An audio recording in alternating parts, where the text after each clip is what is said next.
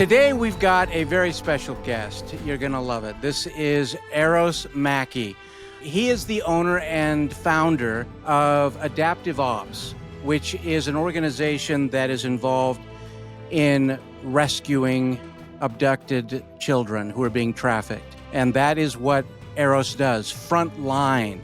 His is not an organization that simply promotes the issue of bringing people back after they have gone into the system being trafficked. He is a person who goes out and finds that person and brings them home.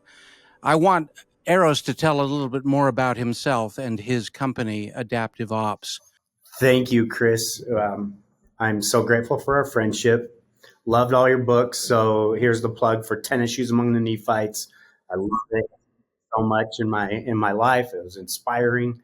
And it was actually, I wasn't like the people that got to listen to it as a kid. I was in my 20s and when I got lost into your books, and I loved it. It's really inspiring. Grew my testimony. Well, Aros, thanks for the plug. You are correct in saying that we've been friends for a number of years. I've been wanting to do this interview for a number of years. And I've seen you in other podcasts, and I know that most of the hosts who have shown you, they are interested in hearing all of the stories and adventurous things that you do in actually going into foreign countries or into very dark places here in the United States to try and rescue people from traffic situations.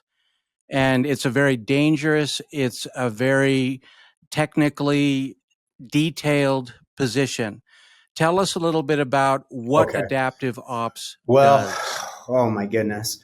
The criminal justice industry is so complicated. It's not black and white like people think, like, oh, a law is broke, let's fix it.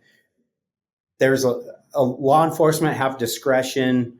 Law enforcement leadership have discretion at how they enforce laws and things like that. And unfortunately, human trafficking is one of those crimes that I don't think anybody truly knows how to counter it in the most effective ways.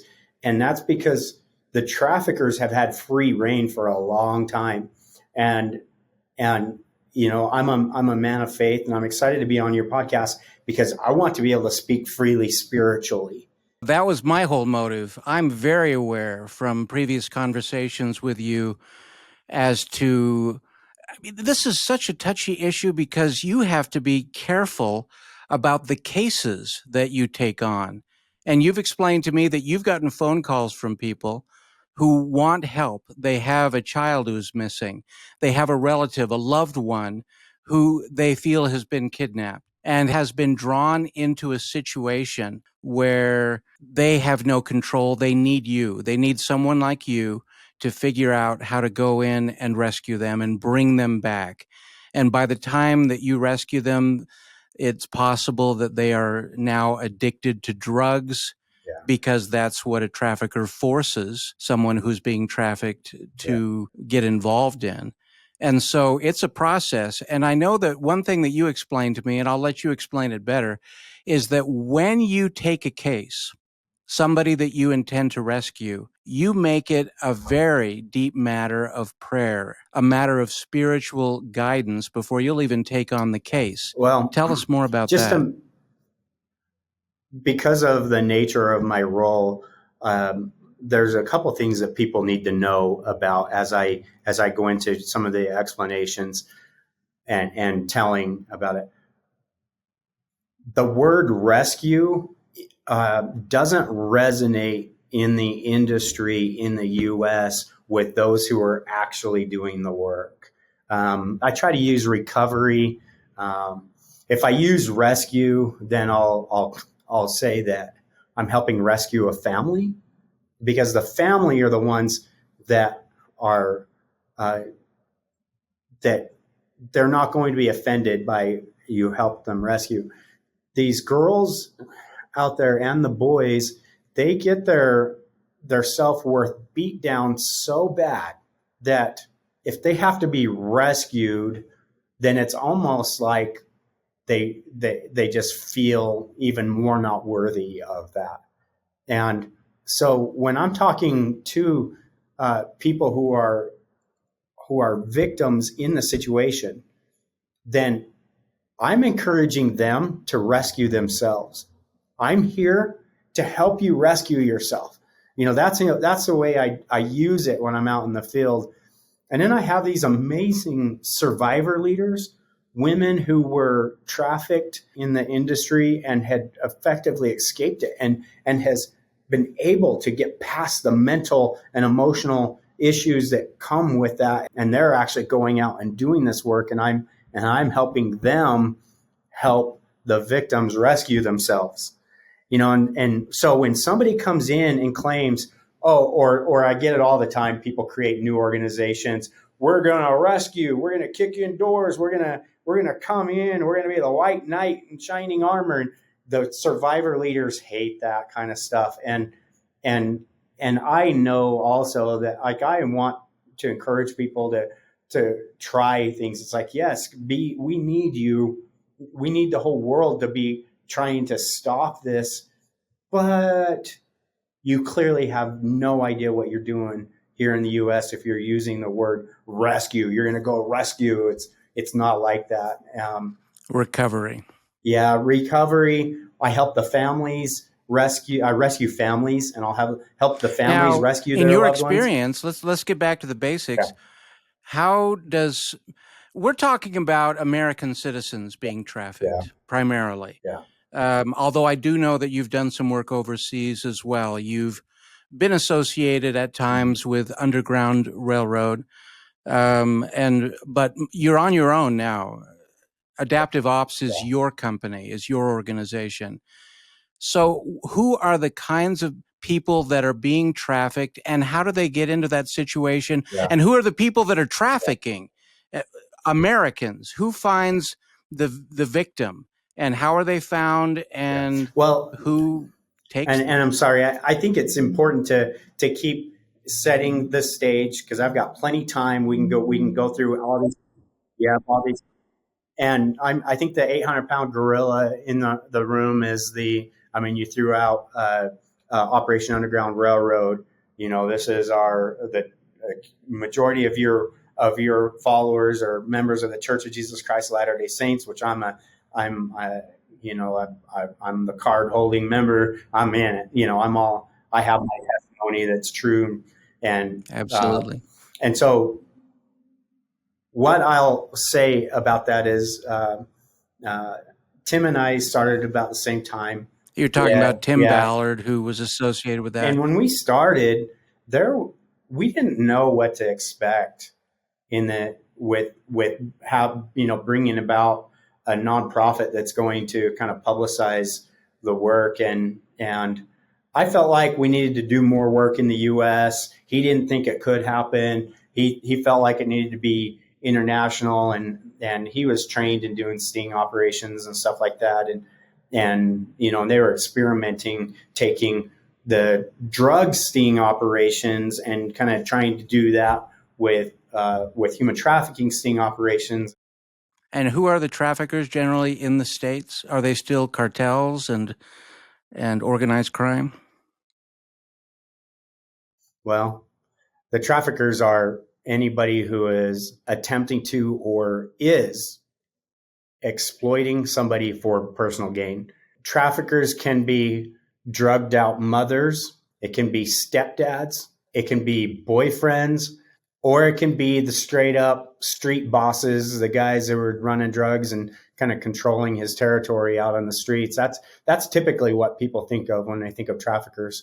And then, there are cartels. There are different groups, but all in all, a trafficker has a lot of different appearances in what they do. It could even be a simple company that is forcing their employees to work for free or almost nothing. And my focus originally had been in countering sex trafficking, and it was really hard in this industry because most people, when they find out that, oh, these the victims, and it's also, yes, we don't like the word rescue, but also we're very careful with how we use the word victim. I use the word victim when they're currently being trafficked or exploited into trafficking. And then once we get them out, we don't call them victims anymore. Oh, you were a victim, or you are a victim of that. No, we don't say that. We call them survivors. Once we get them away from their trafficking situation, then we refer to them as survivors. And that's to help build their self-worth back up. So anybody using the word rescue, using calling them victims and things like that, they're probably not really experienced or working directly in the field like we are. And so we just know. And I work with survivor leaders who are very important in my work. And they know, and they won't work with groups who are using lingo that somebody who is actually doing the work is, that they wouldn't use. And so I just wanted to set the stage. Let me to set help the you stage understand. even better with why I'm talking to you. I'm talking to you because you let the Spirit guide you in so much of what you do. You seek that connection with the Holy Ghost to make sure that you're taking the right cases, that you are definitely dealing with people who, when they recover, when they're in recovery, they have loved ones who want them, who want to be with them. But tell us a little bit about yourself, just yourself in general. We've been friends for a long time. Yeah. And I've wanted to do this interview for a long time. We're finally getting around to it. So let's hear a little bit about Aros Mackey. Okay. And thank you. There's so many, I've had so many interviews, and, people do want to know the nitty gritty, but it's almost like talking about or reliving a car crash for me, going back into that being reminded of the things the family was going through, and even the dark things I went through. And so taking it this direction is something I haven't really had the opportunity to do a lot. So yeah. Excellent. Let me tell you, I think I would want to premise it with this. If you are in this field, this industry, for any kind of gain, personal gain, whether it's you want to be the hero, or for money, for fame, or even if you want to be in this industry for war because you're angry at the traffickers, you want to take it to them, if you're in it for anything like that, you will walk into the adversary's trap, and you will not be in it for the right reason. And I would stay very far away from somebody like that. In fact, I see it all the time, and I step away from it because I have had successes in the field, yes. But unfortunately, Chris, I've had far more non-successes. People that I desperately tried so hard to locate and help, and it didn't work. And then it's on your mind and your heart always. I can imagine, absolutely. Yes, I do have reminders now and then. I've been doing it long enough. I've been in the field since 2011, and I get little messages from people, and I know that this podcast, some of the survivors that I've helped, girls that I've been in very dangerous situations with, will see this podcast. They follow me on social media and things like that. And so that's the other reason why I need to be careful how I say what I say on here when it comes to that. And so this is good. And they know these things I'm going to tell you about the spiritual side of it. They heard it from me personally, typically. And that was one of the things I asked them, because I see there's like no real logical reason why they survive such situations that I saw them in. And I'll ask them, why you? You'll ask, hold on, let me understand. You'll ask them, why were you trafficked? How did you fall into this situation? No, why did you escape? Oh. Why you? because there's all these others that I know all too well about that they will never be heard from again. And so why is it that you are right here with me right now in this back alley, and we're doing our escape? We might not have a lot of conversation at that moment. A lot of times it's in the car or in a safe house or something, and then I'll ask them, and the first thing they start telling me is all the miracles that they know they should not have survived. They know it's very prevalent in their minds, and they know there was some kind of higher power that kept them alive, and I know there is too. And so I'll ask them that because there's some things I'll say it's hard to say without it coming across the wrong way, but I know the Lord is on the move with me because I see his hand. And he's having me do things just like he did while I was Elder Mackey out there as a young missionary. There were times where it was undeniable. I felt or saw something we needed to do. We did it, and a miracle happened. It's the same thing. In fact, many times in this field now, in my work that I've been doing, right before a miracle, I'll almost hear, it's like the Spirit will say, Elder Mackey, do this. I feel like the Lord still refers to me as that young missionary, calling me Elder Mackey when I'm out in the field doing this work. What is your background? How did you get involved in helping to recover people who are being trafficked in the first place? Without going into too much detail, as a young boy in my preteen,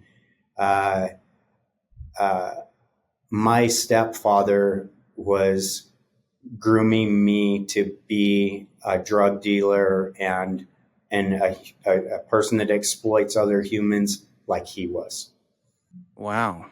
I loved him, and at the same time, I hated many of the things he was doing, and they trained me. Not trained me. They were grooming me to be on this pedestal, and they didn't ever assault me, it was almost like they were looking at me as future leadership with them, because they kept lying about me.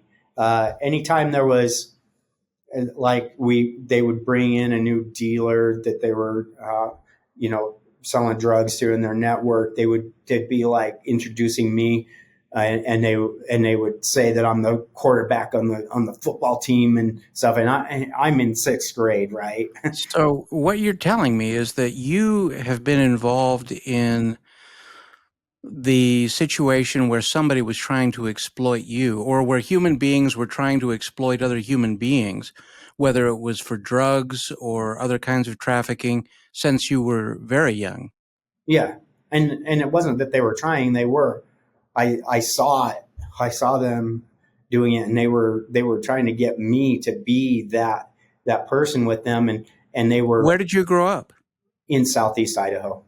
Southeast Idaho. Okay. And I tell you, Chris, it doesn't matter where you're at. No, that sounds, normally that would be a very calm place, or it would seem like a traditionally very rural, safe place to be, but Yeah. You're confirming that no, this stuff happens everywhere. Yeah, anywhere there's drug trafficking. Name a town where there's no drugs. Yeah, I think that would be very difficult. You'll find human trafficking there too. Wow. The traffickers know how to hide what they're doing, and I'm going to stay on the spiritual uplifting side, but I do want to help you understand a little bit of where I came from that way.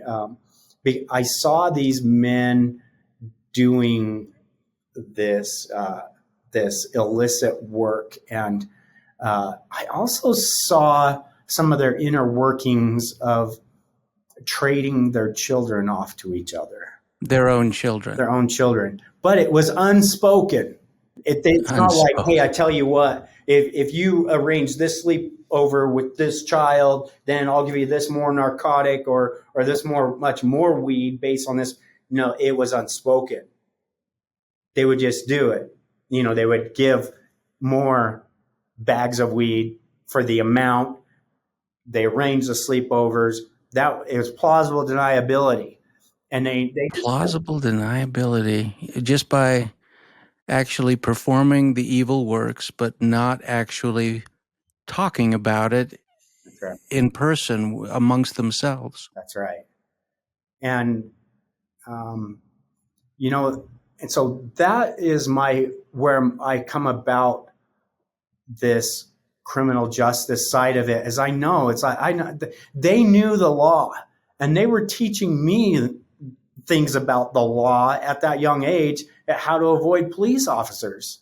And so they've been is as if Satan taught them himself, and he probably did. Goes all. I believe that all this stuff kind of came clear back from Cain, and they're teaching each other. And there are books. They do have manuals that they share with each other and stuff like that. But on the human trafficking side, but my goodness, it's deep, it's evil. And as I was explaining about the successes and failures in the industry, if you're in it for yourself, you're dealing with evil that has been around from the beginning of the world. You will not escape it. You don't belong in here. I don't belong in here. Only this industry doesn't belong. Only God can get you into this and get you back out. And so I'm careful, so careful. Well, considering your youth, I've got to ask, I mean, that's not real good influences. How did you become committed to the gospel? Well, my grandmother was an angel, and she was a member, and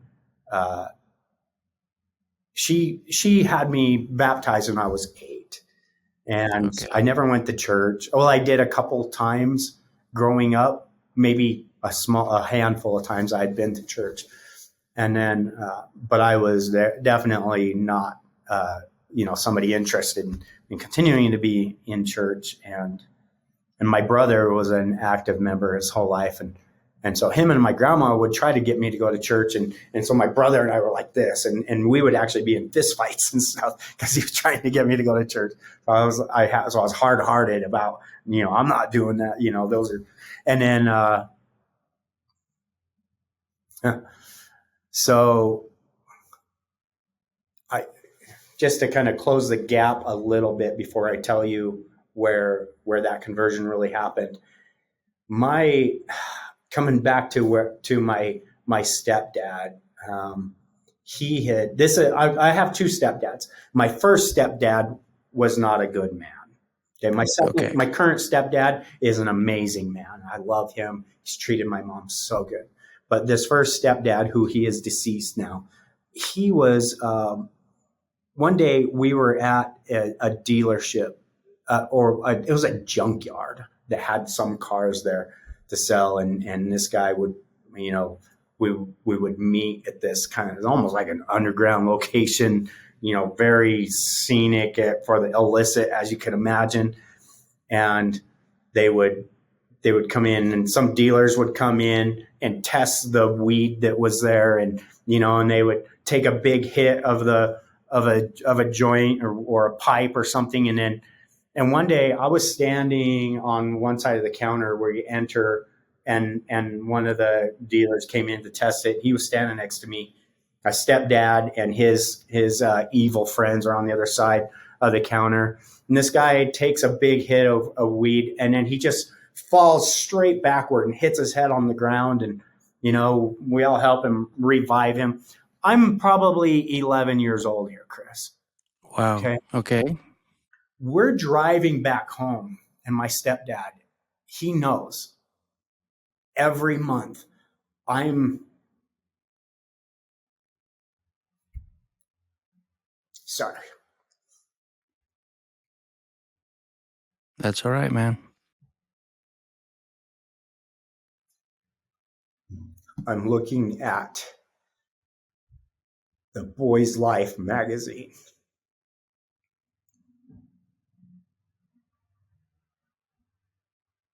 I wanted to be a Boy Scout. At the back, they would have, like military school and military camp for kids, for youth. You probably know what I'm talking about. I'm sure you read those old magazines and saw all the ads and stuff. Sure. So what you're telling me, this happened when you were 11 years old. Yeah, that's what I wanted. I wanted away from all of that. I wanted to be like the good LES kids that have a promising life. And so anyway, we're driving home.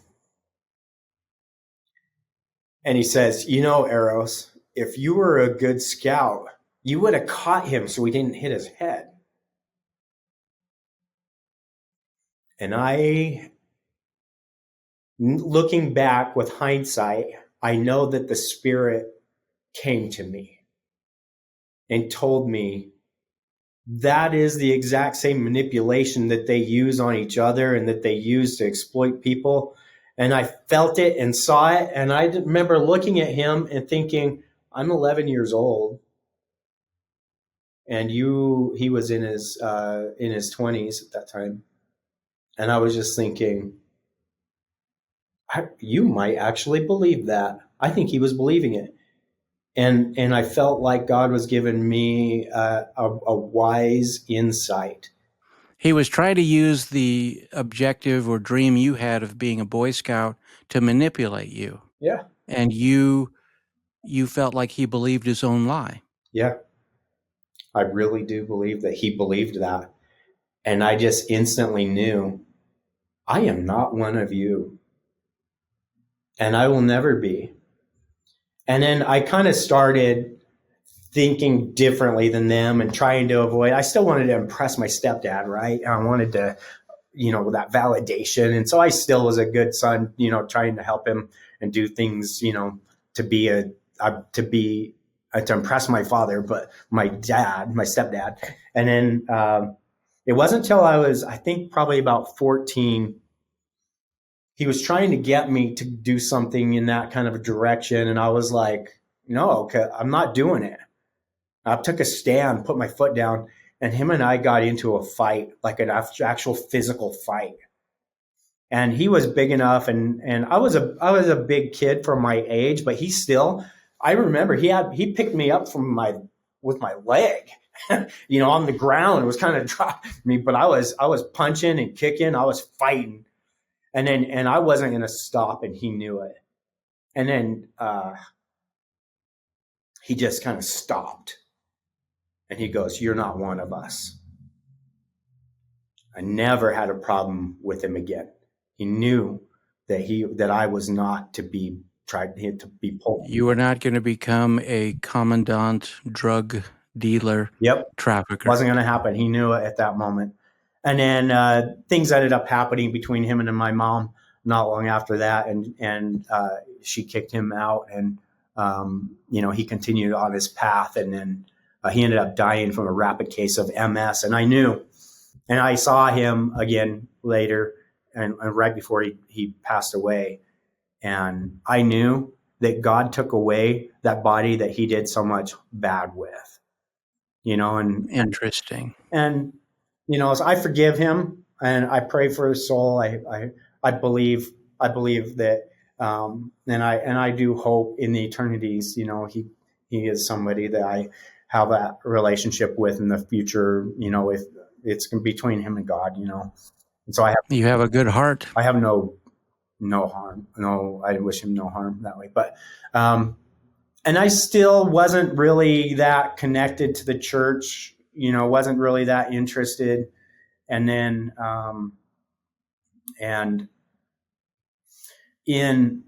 when I was 17, I was still on kind of a little bit of a rough path in life, but I knew what levels I wasn't going to go on the rough side, right? Right. I was in my grandmother's house. I just moved back in with her. I wanted more in life. I wanted goodness, and she let me move in. And I was going through her library, and something about me, I have this insatiable desire for knowledge. in my own way, right? And I don't like reading books, but I want to know what's in books. If I see a library, I'll go directly that way. So I'm looking at my grandmother's library, and what I do is I'll grab a book that looks fascinating to me, and I'll skim the first maybe 6 to 10 pages, or read the first 6 to 10 pages, and then read the last 6 to 10 pages, and then I skim through the center. And I think there are a lot of people who do that. that's what I do. And I'll sit there and I'll go through the whole book in the library. And I found this book, an old blue book with the gold angel on the front. And I opened it up and it had my name in it. It was my Book of Mormon from when I got baptized when I was 8 years old. And I just kind of took it and I opened it up and I felt something that, like these girls, when I asked them, why were you one of them that gets to escape this life when so many of them had, that happened with me, so many times in my life. And I knew that there was some kind of angel or some kind of light. There was a form of light that came over me and rescued me from very bad situations in my past growing up. And when I opened up that Book of Mormon, that same light, that same feeling that rescued me multiple times in the past was there. Interesting. And so I took it and hid it in my rooms. I didn't want anybody to know that I was looking at the Book of Mormon because I had taken such a hard stance against religion. Such a hard stance. Yeah, I was there at one time, but the Church of Jesus Christ of Latter-day Saints, it has a way of just getting into your heart and changing it. Yeah. And that book changed me. So I read it every day through a summer, and nobody knew that I was doing that, but I was changing, and I knew it was because of that book. In fact, I had a bad temper back then. And one day I came into my room, I was so angry at something, I was going to go punch the wall. And right as I was about to punch the wall, that same light, that same feeling came over me and said, "Why would you do that?" And I thought, why would I do that? I can't justify why I would. I'll just go to the pillow. So I went to my bed. I was getting ready to punch the pillow. Same thing. Why would you do that? I was like, I don't know. And I've never lost my temper since that time in that kind of a direction, like that temper I used to have. That is an accomplishment. And I knew it was because of that book, and so it didn't take long before I started finding some friends. A new family moved into the area that I became friends with. And then, and then it was like, I need to go to church. I'm bored on Sundays anyway. So I started going to my friend's ward. And it's kind of funny. In fact, we were just telling this story to my kids the other day that after going to church for a month or so, I pulled the bishop aside and was like, "Hey, can you show me where the 10 Commandments are in the scriptures? Because I'd like to start living them." He just smiled and he's like, Then somebody has to explain to you, what does covet your neighbor's cow mean? So, anyway. Oh, he was so amazing. He is my hero. He was my spiritual hero. And he's the one that rescued me, and I'll always. So he brought me into his office and he let me take as much time as I wanted. And immediately after church was always my time. We did this for probably 2 or 3 months, maybe. And to remind people, you're 17 years old. Yeah. 18, 17? Yeah, Okay. 17.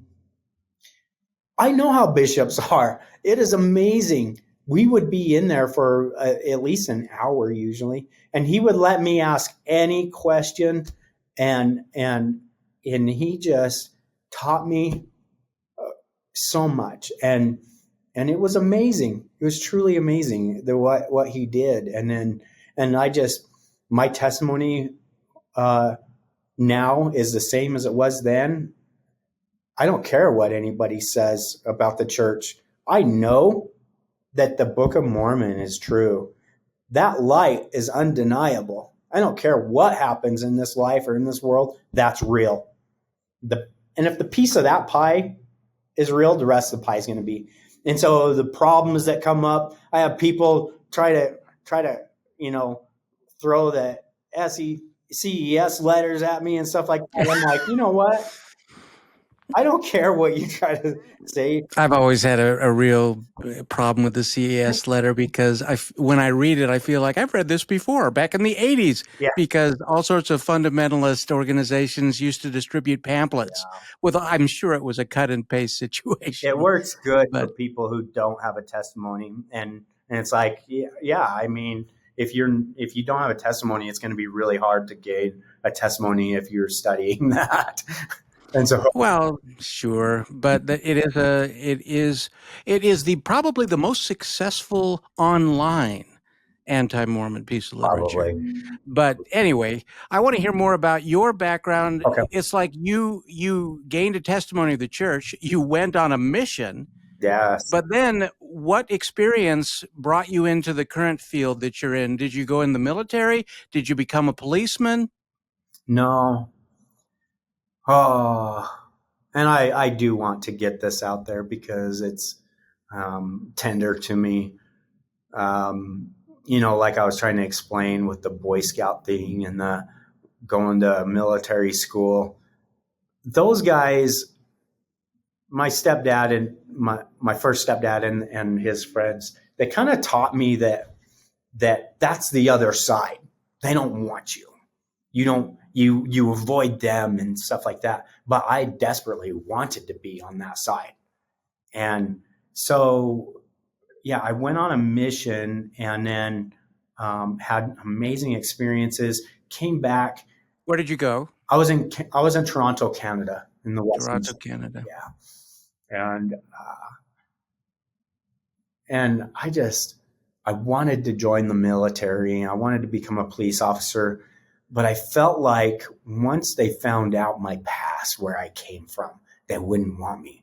So I never tried. I was like, nah, it can't be, And I'm kind of embarrassed now as I have hindsight. But even through my 20s, I didn't know any better. I didn't know that far worse people have gone in, that they would have wanted me. But that wasn't my path. I don't regret it. I just look back on the hindsight and just see. But it was a self-esteem thing. Yes, very much so. Yep. I just figured they would see me as the enemy. I really thought, it's like, no, I don't want them to know who I am. They're the people who want to arrest you, or they are the people that you, if you're in the military, that you are going to be fighting, that type of thing. Yeah. But you know what? For some reason, I go into a dark alley and I talk to traffickers, and it's almost like they know my kind or I know their kind. You can't trust them. They know that, but I do know how to talk to them. And that's one of the first things that gets police officers killed is that attitude of, oh, they just know me different. They just trust me. No, it's different with me.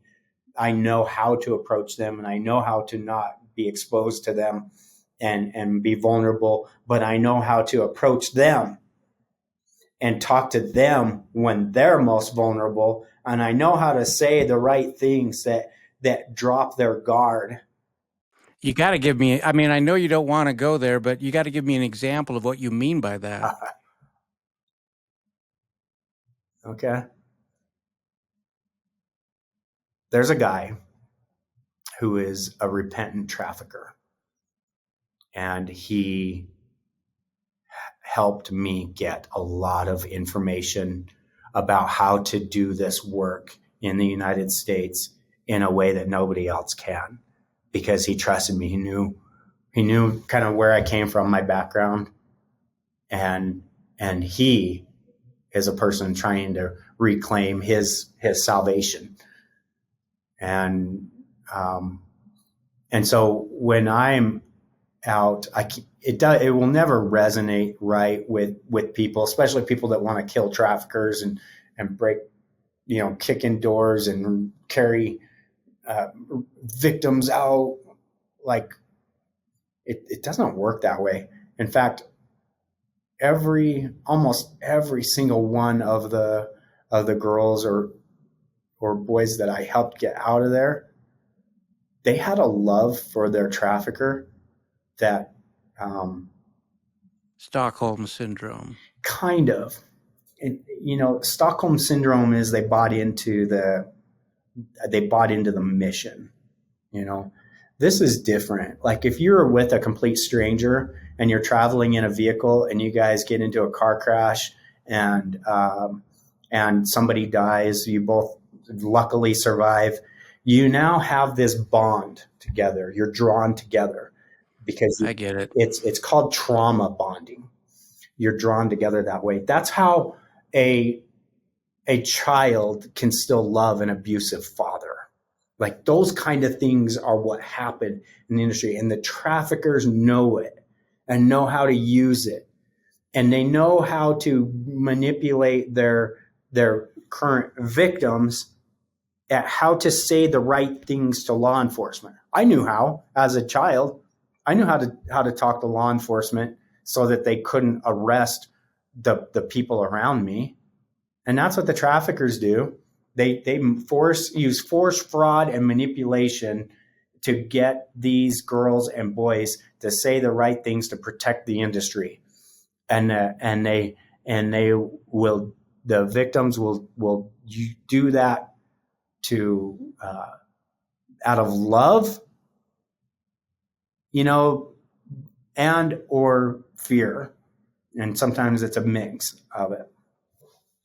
Man, what's fascinating about what you're saying, I mean, there was a theme that you were touching on a minute ago, and it was almost as if these are some of the most evil people on the planet as far as trafficking and as far as the kind of an industry that they've gotten involved in. And yet there's a voice inside your head that wants to remind you that this evil soul is also a child of God. Holy cow. Okay, you ready for this? Yeah. I once was deep into an African village, taking the orphan slaves from a slave master. When he realized that we were truly taking these orphan slaves to go to school, he said to me, "Can you take me to school?" This guy was a slave when he was a child and wanted a way out, and he ended up becoming a slave master himself. But he was still looking. There was something inside him that was still looking for the light. Right. However, he was a slave master. Children were dying under his reign and stuff like that. And if I caught him in the act of harming a child, Lord help me, but I would eliminate the threat. And people need to know that Aros is one of the most fit people I have ever met. His training in the martial arts and his training in self-defense. He is a dangerous dude. And you'd never think of it talking to him because he's such a sweet guy. But you need to have those kind of skills if you're going to go into this. They're my exit strategies. I'm not going in for war. I'm going in to do what God wants me to do, and then I'm getting back out. I'm not in it for war. I'm not in it for fame. There's so much that has happened that is so fascinating and fun and horrible at the same time. But there are things that are kind of fun to talk about now and then. But you'll never know it. I'm sorry. That's okay. I've known that from talking to you for a number of years, that there are just avenues you won't go down. There are issues that you won't discuss. You're not going to talk about a lot of the most terrible events that you've witnessed and that you've seen and personally experienced. I knew that going into this. And I'll bet it's got to be such a habit that every time you get into a public situation like this, everybody is like trying to fish you for the details, get you to tell them anecdotes and stories of some of the most awful things that you've ever endured. And there's, like you said, that's like asking me to revisit a trauma. And it's a difficult place for your mind to go. Yeah, but I don't. Excuse me. I don't own it. God owns it, and Okay. I was explaining that earlier. That my successes are not mine. My failures are not mine. That's the only way I can keep my heart together and my head together, because there are times I've been in villages. In fact, I recently was, even a month ago, I was in a village where there's over 100 slave children, and Can you tell me the country? no, I'll say it's in Africa though, but the continent is good enough. Yeah, and I mean, when you get this many children, the first time I was around those same children, I'd been in that slave village before, and these children were surrounding me, 100 of them, and they get loud, they get excited, they want to touch your skin and stuff because they've never seen white people. I'm darker colored, but I'm white to them, right? And they just are so fascinated, and they and they get loud, and my it took me a month to get back to normal after I got home, because I would try to sleep and those noises would come back into my head, and it's not that it's noise is noise, but my thought is, what am I going to do about it? I got to go back.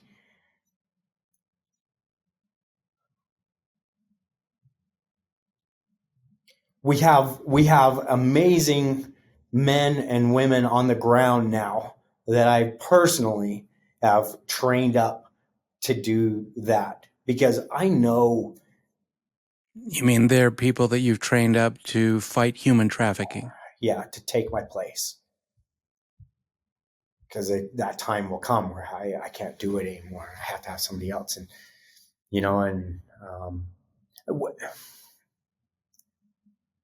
I think it's important that people understand too that my work is very different than what they're familiar with. And I mean, people have heard so much about OUR and stuff, and I saw them as Operation Underground Railroad. Yeah, I saw them as a PR organization, and more of a, I remember you telling me that you felt they were more of a PR organization than an actual frontline unit that would try and rescue people. I'm sure they did a little bit of both. Here's what I'm not going to say anything bad about them at all. But what I will say is that work has been happening for a long time. There are heroes in law enforcement agencies and governments that they attempt sting operations. They rescue children. They have their own social welfare type programs in their countries. Typically, though, they just don't have any funding. In fact, when we go do it, and just in fair justice of this industry, the organization that I completely trust and am completely a part of is Children's Rescue Initiative, because that's the only group that I found that was a natural fit for me, that truly was in it for God, and they allowed me to come through and do things in a way because they trusted me too. And what's really cool about this, we have an LES base here. This group are evangelical, true followers of Christ. I've seen miracles under their hands. My Bruce Lateby that runs that, he's one of my best friends. He became my mentor. I was looking for a mentor. He's almost 70. I think he's going to be 70 this year. And like, you talk about being fit and in shape, this guy's amazing. And he is a hero. He's my hero, and he's the one that has made it possible for me to go to whole new levels of rescuing children. And I defend him and support him and help him in every possible way. He's the one that so many people should have been praising and helping, but other people get that kind of attention. Well, if you're going to mention that, let's get the gorilla in the room out of the way. We all know that the movie Sound of Freedom brought a lot of positive attention to this issue. Yeah. It basically taught people this is happening, and many people there are so ignorant they don't even know it's happening. Yeah. It's part of this underground world that they've just never touched and never seen. And that movie, of course, was about Tim Ballard, and he's had his troubles. And my perspective on the situation was simply that if somebody comes into this kind of an industry where you are fighting such dark evil, and they have some chinks in their own armor, where they have some things that they need to straighten out in their own lives, boy, the attention that Sound of Freedom got, immediately the adversary is saying, how do I undermine this? Oh, yeah. And so what he did was he found the chinks in the armor of the people who were a part of that organization and exploited it, doing the best that he could to undo the awareness that Sound of Freedom had brought to this particular issue. Sure. From a direct action counter-human trafficking operator, I'm going to tell you what should have happened with that movie. All right. That attention, I feel like, got wasted because they were trying to turn it into money, I believe. You're talking about Angel Studios? You're talking about the Underground Railroad organization? Those people that were really behind, not Angel Studios. They're doing what they do. Right. I think they're pretty cool. I love their content and stuff. But I'm talking about I'm glad because I feel the same way. Yeah. I know. I hope they aren't the villains. I'm talking about those who were close to the ground that could actually possibly have told a story of what's actually happening. No operator like myself or those that I have gone into very dangerous situations with, or those that I've trained up, none of them would be okay with a movie being made after us like that. Interesting. Here's the hero of the story that should have been told. Remember this name, Miriam Rodriguez. Was that a character in the film? No. You're talking about an unsung hero? Yeah. To that story? The story should have been told about, but it wasn't. Who was that person? I'm telling you, the movie was had a lot of fictitious stuff in it where it didn't have to be. They could have made that story around Miriam Rodriguez. This woman, her daughter was trafficked by the cartels. This is a real story, okay? And she tried to help her daughter. She couldn't get her away, and the traffickers killed her daughter. Oh, boy. He personally helped the government and the police track down every one of the traffickers. And which government? The Mexico. Okay. Which is complicated, very complicated in itself. Oh, I understand. He tracked them down and forced their arrests. And then the very last guy, she found him out selling roses on the street. He saw her and took off running. She chased him down, knocked him down on train tracks, and held a gun to his back for 3 hours until the police got there and took him. Well, there's something about that seems to have God involved. But here's the thing. The cartel assassinated her at her house. Wow. So yes, there's heroes that do things like in Sound of Freedom, but it isn't what that was.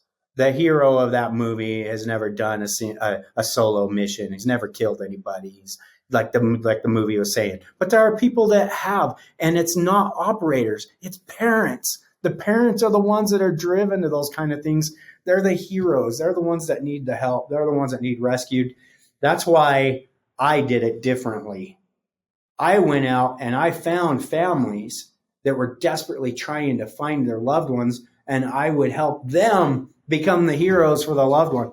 There's dads. I've probably saved more dads' lives than I have the kids or adults that I helped get out of trafficking. That is very cool.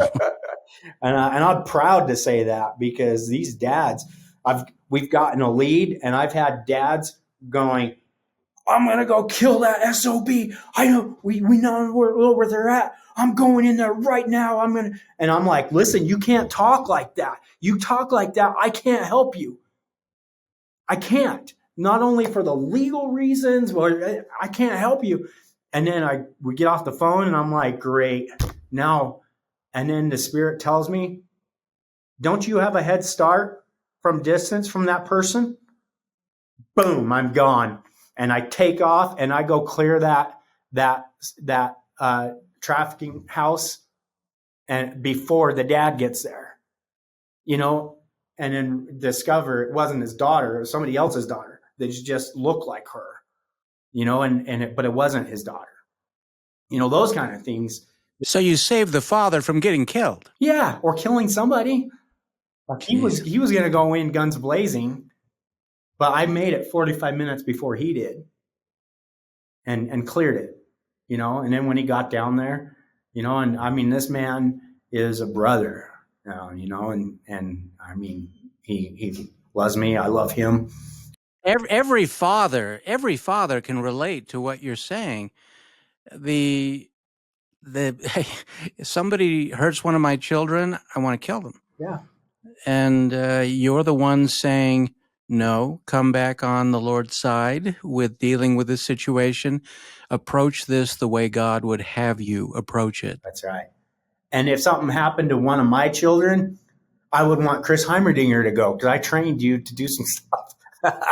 You did train me to do. I got to tell that story. It's not a traumatic story, but about 2 years ago or 3 years ago, Aros was on a mission. Go ahead, tell it. So on the bail enforcement side, I've got some teams I work with, mainly one particular team, Utah Bail Enforcement Agency, and they bring me in. Aaron is an amazing guy. I remember I met him too. Yeah. This is good for you guys. He's a direct descendant of Joseph Smith. If Joseph Smith was, I don't know if he'd really like me. I don't care. Well, there you go. Well. He irritates me all the time, and so I'm going to irritate him. Okay, back to this story, because this is good. Okay. I mean, I was actually on this. You've got to tell the story, because you'll know the details better than I will remember them. Okay, this was somebody that, if I'm helping on these cases, it's somebody that fits adaptive ops. Like it's some kind of trafficker. There was a child endangerment situation. Yeah, it's a trafficker that's a fugitive, and they're going after them. And so I'll be a part of those teams and to make those arrests. Been in foot chases, all kinds of crazy stuff. The fact was that the police could not find this fugitive. That's right.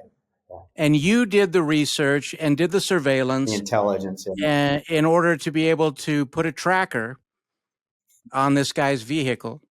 Yeah. And then you reported the location of the apartment to the police. Well, yeah. I mean, we would make the arrest if we could, but we no, it's more appropriate to turn it over to police after. But you were able to tell them where the fugitive was, and this fugitive at the time had his young son with him, and so the police had to be very careful about this arrest and even approaching the person, because it might put the child in danger. Yeah. And I was just a ride along with Aros in that situation. We didn't know what was going to happen. We just went to the site where the police and SWAT had all been called in order to make the arrest. And you had asked me, when this is all over, which, it took hours. I wasn't able, I had other obligations. I couldn't wait this long. But you asked me when it was all over, would you mind going and just walking into the parking lot where that car is and retrieving my tracking device? No, it Because wasn't those when it things, was over. It was right then. We needed you to go get it then. oh yeah, but there were people standing at the doors of the apartment complex and in hallways and in tunnels, and there was Aros was not going to let me go in and retrieve the tracking device under those circumstances. Mhm. So it was looking like we were going to have to wait until the arrest had been made, the standoff was over, and peace had returned. Probably it was going to have to be after dark that I would go in and retrieve the device. I couldn't wait that long. Let me I make wished something. I Let me could. make something clear right now, because I know there's going to be people thinking about the legality of that. My PhD work is in criminal justice. I know how to do things legally, and we did do that tracking in a legal way against a fugitive. So just You're always going to bring an angle to it that I'm going to miss because I'm just the Joe Public here appreciating the heroism of what you are doing. And I know you don't think of yourself that way, but it's going to be difficult for anybody else not to think of you that way. And I definitely did that day. I wanted to be involved. I felt honored to be along. The fact was that this person was found by the authorities, by the SWAT teams, because of intelligence that you provided to them. And that's just one example of so many that you are involved in as a result of owning Adaptive Ops and bringing that operation to bear. Yeah, thank you. I appreciate that. But yeah, it was just one of those things that uh, came together. There was almost always some kind of miracle that makes our intel gets us close, but there's always a miracle required to make the actual bring it all to fulfillment. Well, in that circumstance, after I had to leave the situation, you explained that they did have the fugitive pinned down and the child was also present, and they had to blow open the door. Yeah. When I gave you the update, we weren't sure if the child was there. His child was always with him, but for some reason, they must have identified that the child wasn't in there at that moment. Okay, but they still weren't willing to just go in guns a-blazing. They were being very careful about it. Yeah, they were, but after you left, that wasn't the case. What happened? Okay, so sometimes law enforcement, when they get an opportunity, I can understand this. I taught a bunch of young people to prepare for the Nevada Post, and they went through training. They become police officers and stuff like that as a criminal justice professor. Okay, so I Right. get some of this stuff. So they breach charged the door. Breach charge means they set explosives. Yeah, and they probably did far more than what they needed to. I'm sure they knew exactly what they were doing. It was an opportunity. And not only did they blow the door, but they blew out all the windows, cracked the granite countertops, and Oh boy. it was. But nobody was harmed, and they did get Yes, the fugitive wasn't harmed. And did you say the child wasn't even present? I don't. The child wasn't even in there. Yeah.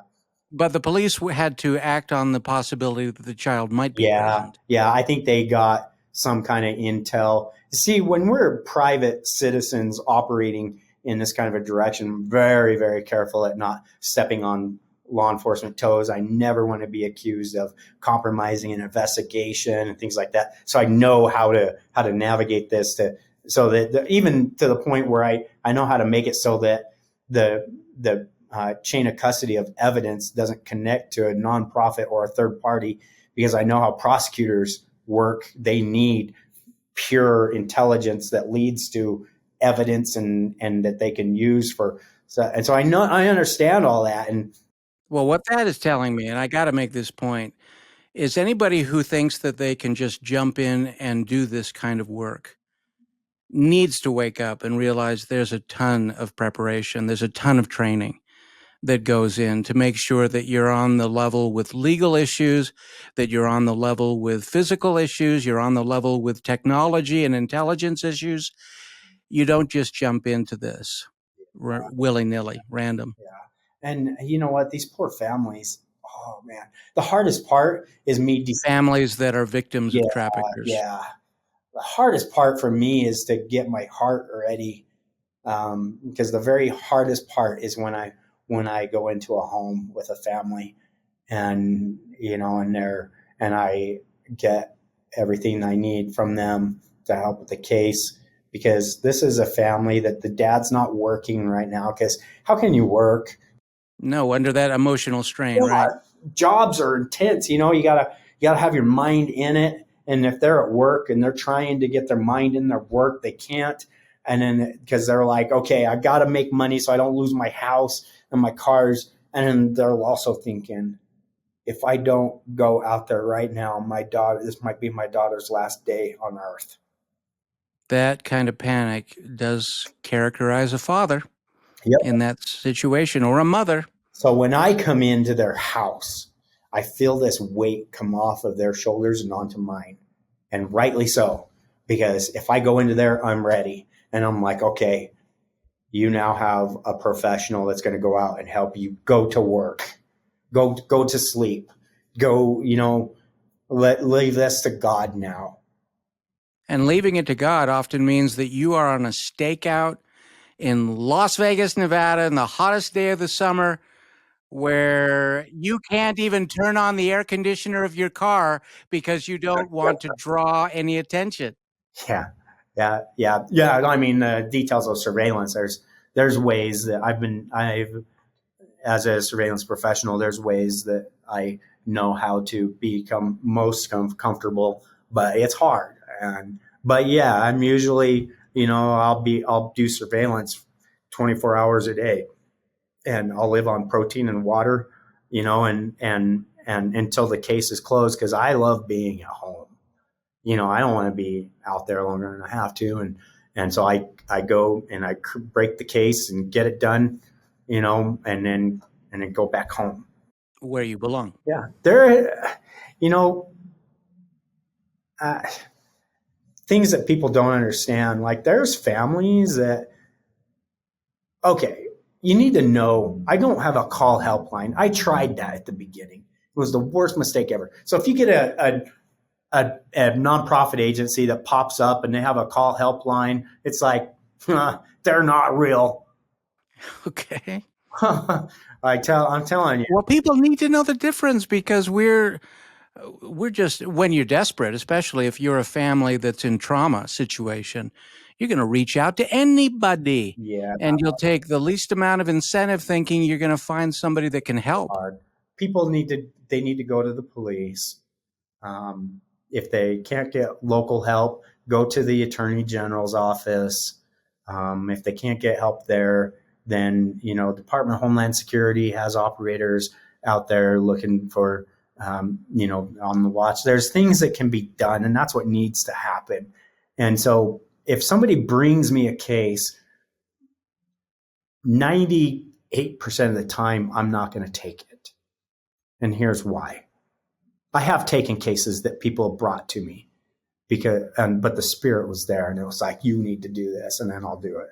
It's pretty rare for me to take over. That's the element that's so different from many people in this industry. Yeah. You're relying on the spirit to make choices. Yes. And before I tell you that, the reason I don't have a call helpline is because I tried that back in the early days of this, and traffickers took my phone number and started running call girl ads with it.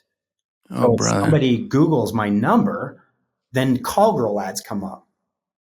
That's why we know that anyone who's doing that and has a call number, that it's not legitimate. It's like, because traffickers take advantage of it too quickly. Yeah, they're going to use your number. Don't do it. Use 911. Don't give your phone number out there. Besides that, let's say, okay, I have a lot of trafficker enemies out there that would like to see me go down. I'll bet you do. And I'll tell you right now, and I don't care if they're watching, traffickers are cowards, and they know it. They're not interested in war. I'm not interested in war. They're in it for a business. No, okay. Let me clarify one more other thing. All traffickers are predators, but not all predators are traffickers. I'm not talking about predators in general. The man who's hell bent because he's lust, he's full of lust, and he's going to track down and kidnap somebody, rape and murder and all that kind of stuff. That's not traffickers. Traffickers are methodical. They have a purpose, and it's usually money. They know they're making money from this. They don't want somebody going to cause a problem for their business. And so when Aros is all of a sudden in front of them, they want to know what I want. Right. And then they find out, oh, I want to get this family out of their hands. Then they're usually like, wait, you're not out here to take me down? You're not. If I help you get that family back together, you'll go away? Yeah, pretty much. But I'm going to keep the intel and I pass it on to law enforcement if I believe there's probable cause that they could do with it. But most of the time there's not, and then I'll get why don't you try 7-Eleven at this intersection at this time on this day. And it depends on the motivation of the policeman at that particular moment as to whether they'll act on it or not. Well, they're not truly helping me, but they'll give me a tip to have me go away. And I go, and it's like, oh, wow, I just saw her. Now I can create the extrication plan for the family. And I will make sure that she truly is safe. These guys don't want girls that have family that's going to come looking for them.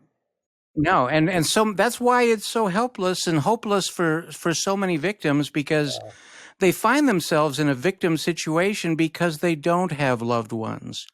They don't have people who care about them and want them back. Yeah. Those are the ones who are the easiest on the evil traffickers. And I help them if I can, but that's not who my target is. You've got to have had circumstances where you go in, you're ready to rescue a victim, and the victim actually informs you, I don't want to be helped. That's right. They don't believe you can really help them. Because they're addicted to drugs. Yeah. They are acclimated to their evil situation, and they can't see their life being any other way than what they are experiencing right now. And sometimes I do have the resources on the perfect situation, the perfect capability. It's like everything, I can give somebody the world. But their self-worth is so beat down that they'll look at you and you can see in their eyes, they know, they believe they don't deserve it. And they'll walk away from you. That's why the family has to be there. And not has to. I have helped people that didn't have family. But that's why I go find the families that are in that desperate situation. And then I will help the family be aligned with resources afterward. And, I found that the traffickers aren't too angry at me in this kind of a direction because they get it. They even understand. It's like, and a lot, and also I'm not going after the elites, like the Epstein type stuff. People ask me all the time, or what about, it's like, no, I'm not going, I don't do that. Only God can do that. Well, that's the answer for everything, though. You'd go after somebody involved with the Epstein case if that's what you felt directed to do. Yeah, but it wouldn't be like... Normally, that's just not how it goes down. What is happening is God has been having me go after the dumb traffickers. I get the girls away from the dumb traffickers. There are some very smart, elite traffickers that you're not going to, even the FBI or high-level agencies are going to extremely struggle to get a conviction, and they don't get convictions. They roll them over to drug charges and stuff like that because they can't get the human trafficking convictions unless they have the victim as a testifiable victim. And the victim is so often not willing to testify. That's right. See, in order for a crime, a law being broken to become a crime that is convictable, you have to have, there's the mens res and actus reus, there's the mental side, and then the action. They have to have mentally chosen that they're going to break that law or commit that crime, and then they have to actually do it. Creating the crime in your mind or doing the crime in your mind isn't convictable. But if you create it in your mind and then you do it, now you have the mental and then there has to be a victim to that crime. Most crimes, let's say speeding down a freeway, you're doing 100 miles an hour. You chose to do it. Your gas pedal's not stuck. You chose to do it yourself. You thought of it. You took action. You did it. Who's the victim? The victim is theoretical. Driving dangerously like that, you could kill somebody. Yeah. There's a lot of other things, but the victim is the state, right? Because you're offending the state because they have their laws, and so you have the mental side, the action, and the victim. Okay, so you're not going to escape it. If they have the evidence, they have your radar. It was you. They see you. They got your driver's license. They write you the citation or arrest you. It's the state against you. But there's a witness because it's the policeman who acts as a witness. And what you're telling me is so often in the trafficking situation, you can't conjure witnesses because everybody is committed to silence, and that often includes the victim themselves. Right. You might have the action, you might have the mental thought, but if you don't have the victim, and that's what the problem, and that's where I struggled, why I didn't really agree with the original plan with Operation Underground Railroad, because they were doing sting operations, and you can't do sting operations like you do a drug sting operations for human trafficking. It's not going to work, and it will expose the predator, or it'll expose the trafficker and get them on the radar, but you're not going to get a conviction.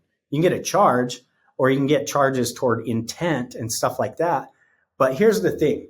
If I have a bag of weed, which you now know very well, I understand how that industry works because of my experience as a child.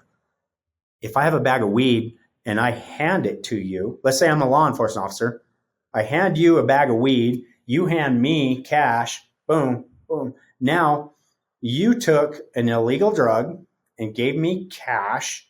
You are dead to rights. Guilty. You're guilty.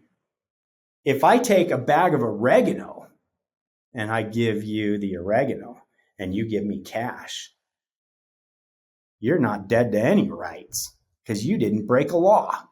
It wasn't real. You had I see. Intended. And that's why the sting operation set up that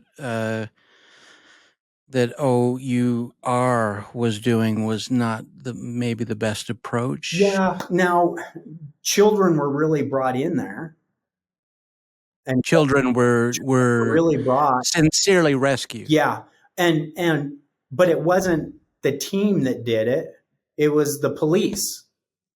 Well, that's the problem. Hollywood, they give us the impression that we need to go in guns blazing and we need to take out all these traffickers. That's how we're all thinking now with the Trump administration and the idea of making cartels terrorists, putting on the terror list, as we think we're going to go in and start bombing. I got to make something more clear with that.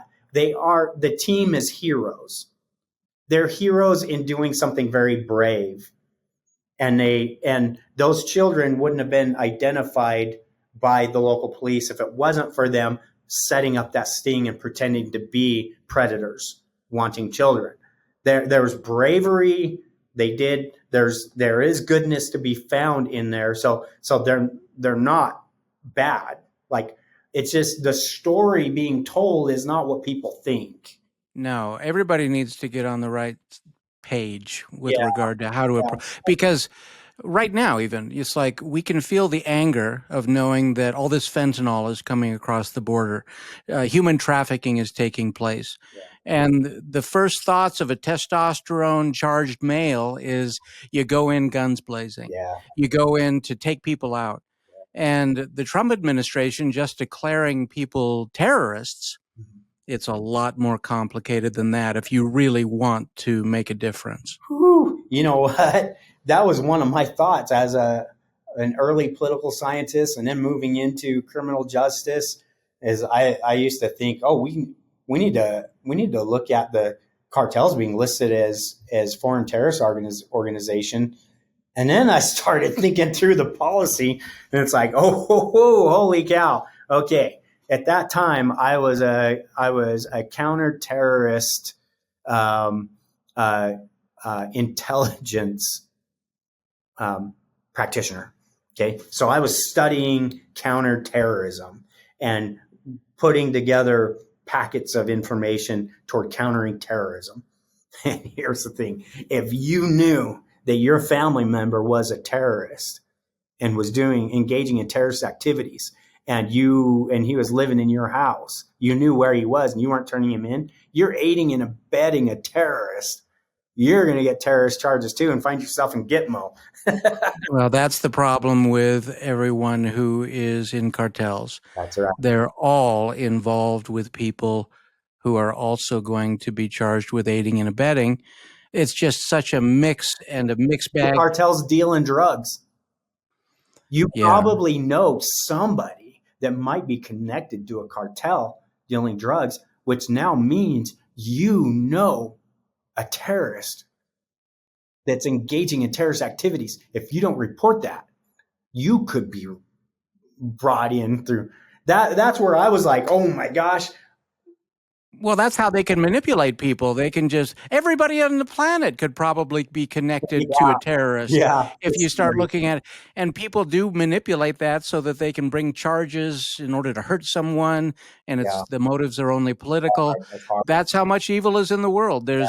You mentioned that you grew up in a small town and it was experiencing these kinds of things. There's no escaping it. Yeah. I don't even want to, you don't know the percentages, but it is curious. It's like those of us who sort of live in the bubble, sort of above it all, and don't know about these horrible things that are happening behind the scenes.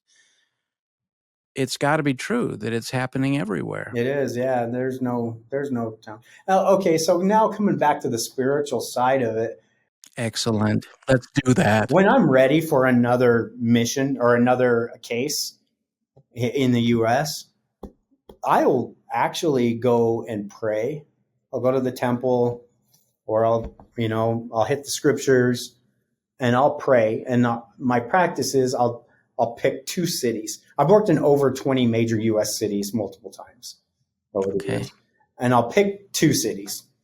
And it might be Phoenix or Denver, or maybe New Orleans, or even I don't know, Oklahoma City. I'll come up with two that feels most right. And then I'll have my wife pray about it to narrow it down to the one. And then she'll come back to me and be like, this one felt most right to me. Now the work begins. Now I'll go through and look at the missing people from that particular city. And then I'll go through and be analyzing each of the cases, and find which ones are most likely to be exploited on the trafficking side. And then I'll start digging in more and more. And then what's interesting is people, there's people out there who's like, well, missing persons isn't trafficking. Yeah, it's not. There is a difference. But what people don't understand is I know trafficking. And I'll go find the trafficking networks and then locate the person that's caught up in that trafficking network. But I pick the person, the target. But you're seeking guidance every step of the way. Yes. Well, I saw an interview with the president of, I think it was Honduras. Okay. They're the ones that have had kind of a turnaround in their crime problem. Okay. And it seemed to be as a result of a president who approached the issue with faith, made the whole cabinet join him in prayer. Wow. And then they were able to basically, to a large extent, abolish the cartel activity that was happening in the country. Oh my goodness, that's amazing. Yeah.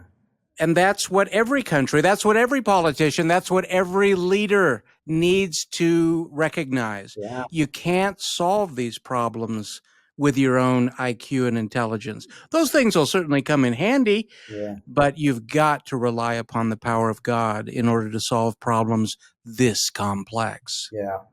You know, on that faith side of it, you know, this is a unique podcast, and so I want to give a couple other special. And by the way, I don't know if that was Honduras. I think it was El Salvador. Let me make it clear. Okay. So when, like I was explaining, that I'll pick a city. Once I have that city, then I go find the case that I want to take.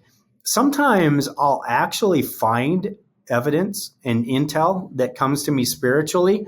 And you know, it's like, oh, that was a miracle. Those footprints showed up. Here we go. I got a trail. Sometimes I won't even contact the family.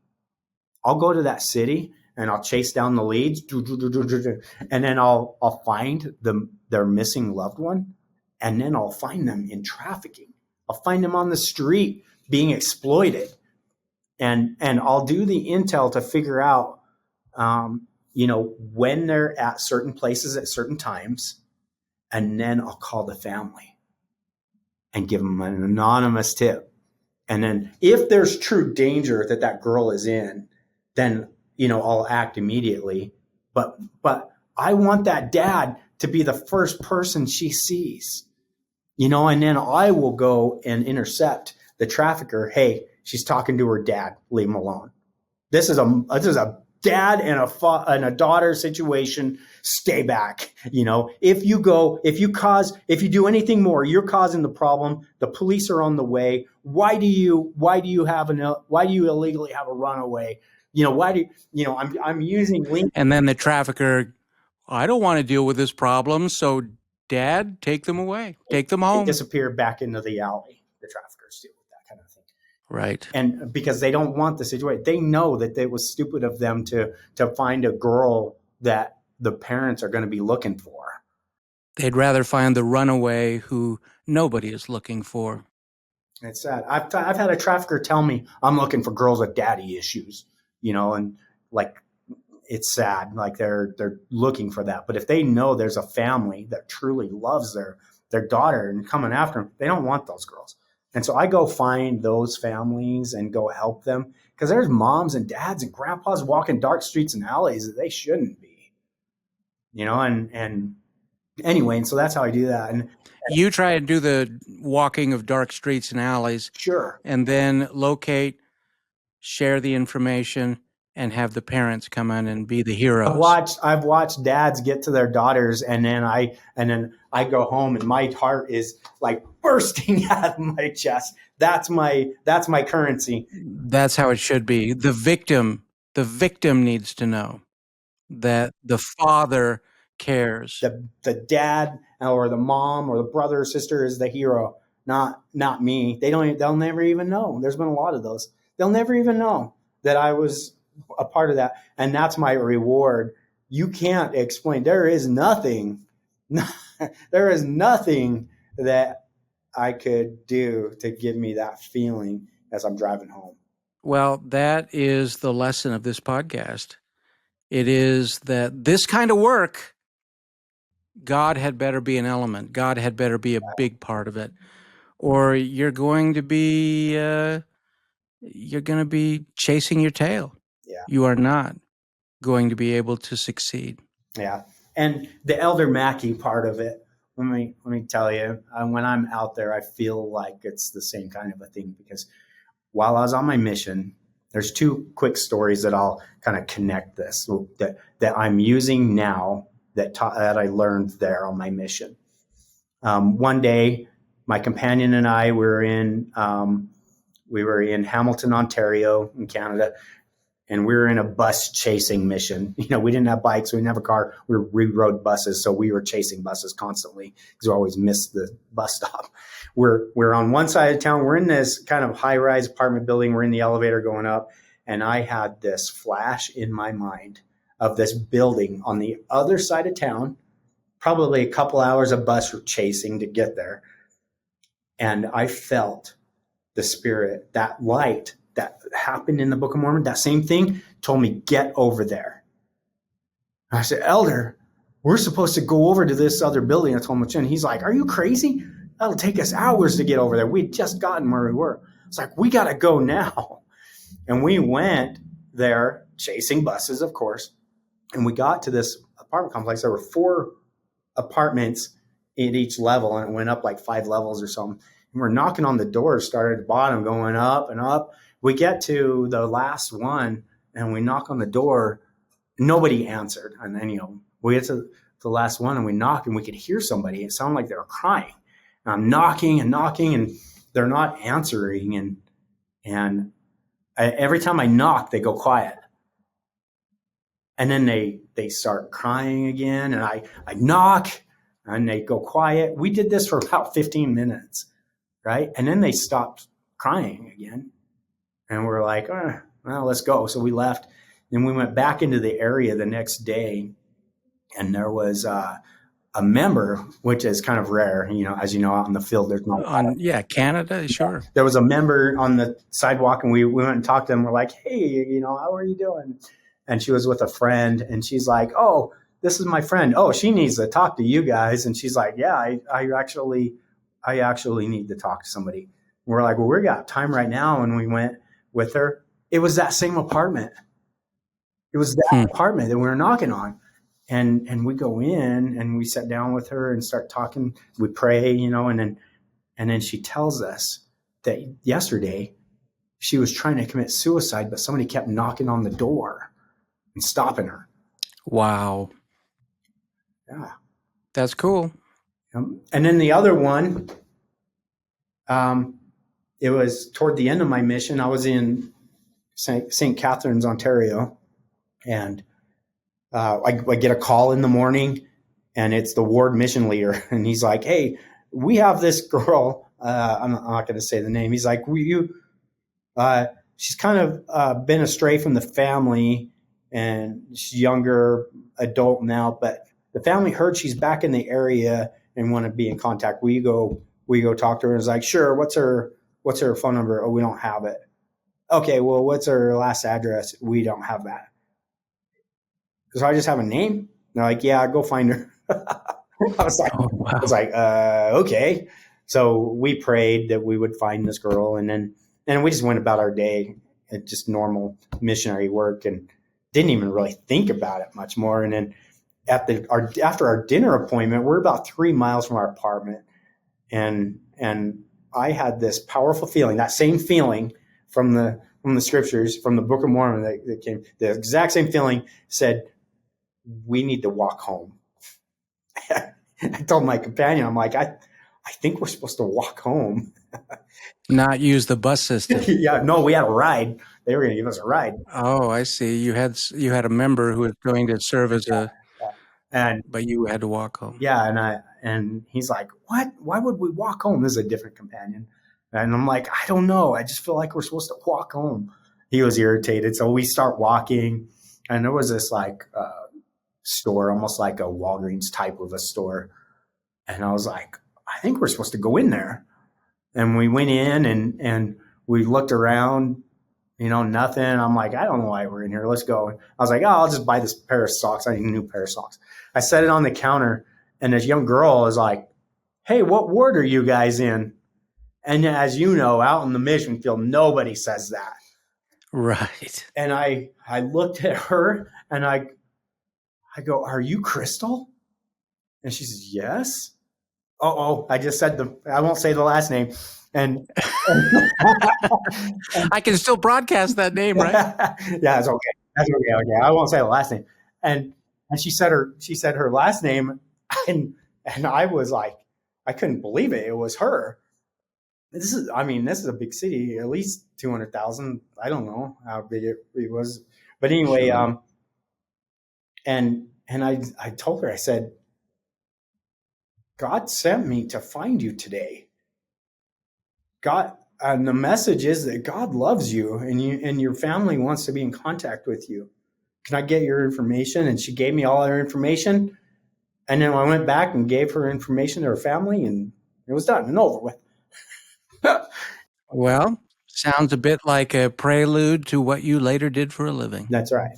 It is. I think about those two cases all the time, and I use it for my work, and I do the same thing. And so I feel like I'm, in a way, Elder Mackey out there, still doing the work. And Still doing the work. Well, I want to talk a little bit about, I mean, you are still very much active in adaptive ops, but I know that you would like to become the mayor of St. George, Utah. And you actually put in a notice for your candidacy. Is that right? I did. And also, you're a tech wizard. You have built your own AI robot that follows you around the block. Oh, my goodness. And you showed me I'll have to steal a clip from that so that I can put it in the background as this video is showing. But it's amazing the things that you're involved with and the gifts that the Lord has given you that you're able to take advantage of. Yes. But becoming the mayor of Okay, St. George, Utah. let me tell you. I have the coolest job in the world. Not the human trafficking side. That's not cool. But I do that, and I'm honored. I'm honored to have been able to do that work. What's cool is I've been able to build a private security agency that is super cool. It's like exactly what I've always ever wanted. It's successful. I've got great contracts. I have a lot of fun. I pick and choose, kind of stuff I do and the cases. I've done cases for very high political figures and famous people from around the world. I do things on the executive protection side. It's not just mall cop type stuff. No, we're executive protection. We get called in when people's lives are truly threatened. And so you have people, either you or working for you, who are true bodyguards for celebrities or for people who are in high danger or high visibility, and you try and protect those individuals. And I assume also organizations and business. Yeah, very much so. Yeah, I've got over 50 employees, people on standby that are deployed out, and we have employees working 24 hours a day, and typically anywhere from 7 to 15 working at any time of the day. We have a lot of contracts. We have a lot of amazing things happening, and I know some of my employees will hear this, so I'm just going to say it anyway. I've been able to kind of have my free time to build robots. Okay. And I do it in a different kind of a drive. I believe that the low Earth orbit economy is coming. I think that we're going to have a time where we are flying around in spacecrafts and going from, skipping across the world really quick, because we'll go up into low Earth orbit and back down, and, right. the world on the other side of the world in 45 minutes type of a thing. And satellites, I have my own satellite that I've built. I just have to be able to get the money to send it up. Put it into orbit? Yeah, wow. yeah. I'll put it on a Falcon 9. It'll cost about $100,000 to put. Well, what are you going to do if you become elected mayor of St. George? I don't know, but you care about the city, you care about the area, and you want to make a difference. I care so much. And I assume you would apply the same principles to such a job as you would to anything in your life. Yeah. Yeah. And so really, I'm thinking a term, I'll go do it for a term, and I probably really want to get back to, because I'm serious. I want to be a part of that low Earth orbit system. And I think it's cool for us to strive to be an interplanetary people. So you're a big Elon Musk fan. Yes, in what he's striving to accomplish. Right. Because I see it. You don't have and to be a fan of an individual's flaws or weaknesses or foibles, but the dreams are universal. That's right. You bet. And I mean, we can talk about this here. I mean, this will be kind of fun. The second coming doesn't say anything, or the doctrine of the second coming doesn't say anything about if we have people on Mars. No, it does not. I'm like, whoa, okay. Well, maybe. I mean, why not? Yeah, the earth is going to burn. but I guess, our technology is going to force the second coming to happen sooner. That's how a lot of people think with AI. AI becomes something where deep fakes are a part of our life. We don't know what's real and what's not real anymore. Yeah. In that sort of a state of confusion, that seems like a prime time for the Savior to make his return. Yeah. Here's my justification for my out of this world thinking. Not so that we can be cool spacemen and do cool stuff. I'm in tune enough to know that the coolest things we have on this earth in technology, or the greatest life-saving breakthroughs we've had, came because of our desire to be a spacefaring people. That we're forced to think in ways that are beyond this world. And then we end up discovering technology and solutions to our challenges that we never would have. And so that's the way I'm thinking. It's like, you know what? Let's go farther and beyond. Let's raise the quality of life on this earth because of our exploration and our desire to do amazing things. I feel like God is proud of those kind of things that we accomplish, just like you are with your own kids. If they do something really cool and unique, you want to brag about it, you love it, you're proud of them. I think God wants us to try to accomplish cool things, and that's what my motive is. That's what I'm doing. And I think that's all a worthy. I love the fact that the podcast went from where it was talking about trafficking to talking about glorifying the future. Oh, yes. And all of it as an act of glorifying God. Yeah, you bet. I think that's a good place to close. Thank you, Aros, so much for the time that you've devoted to this podcast and the devotion that you have for the different career choices and projects and salvation plans that you personally implement into the life of others as well as into your own life. Thank you so much. You bet. Thanks. I love our brotherhood and friendship and our brotherhood in Christ. Thank you. We'll see you guys next week. Thank you for joining the Chris Heimerdinger channel. Thank you for watching the Chris Heimerdinger channel. It's my honor to visit with you every week and express spiritual thoughts and ideas that I hope enlighten your mind and offer you inspiration and understanding. I'm in a new phase of my life, self-publishing, self-employed. There's a big learning curve to that, and I appreciate all the support that I receive from my listeners and fans of my books. My books are available for purchase at shop.foreverlds.com. I know we're not supposed to use the phrase LDS. We're trying to think of an alternative. Soon we'll have that up there. And visit me at chrisheimerdinger.me, which is my new website. I appreciate all of you and look forward very much to seeing you again next week.